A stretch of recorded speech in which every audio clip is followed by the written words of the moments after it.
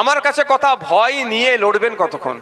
লড়তে আমাদের হবে ভাই, এটুকু শুধু বলে যাচ্ছি, ইশারাই বলে যাচ্ছি, বুঝে নেবেন। এটা রেকর্ড করে রাখুন, বলবেন ভাইজান সোস্তানগাছি ফুটবল মাঠে এসে বলেছে। লড়তে আমাদেরকে হবে, ভয় পেয়ে লড়লে বেশিক্ষণ লড়া যাবে না, আর সাহস ধরে রাখলে সামনে ওরা এমনি ছিটকে পালাবে। লড়তে কিন্তু আমাদেরকে হবে, লড়তে আমাদেরকে হবে, বিনা লড়াই তোমাকে 1 ইঞ্চি কেউ জায়গা দেবে না ভাই। তাই আমাদের লড়ার অস্ত্র কি থাকবে? যেটা আমি জমা করে রিসিভ নিয়েছি, ওইটার দাম এতটা, মাথায় রাখবে। ওইটা নিয়ে আপনার ভাইজান, বড় ভাইজানের নাম কি?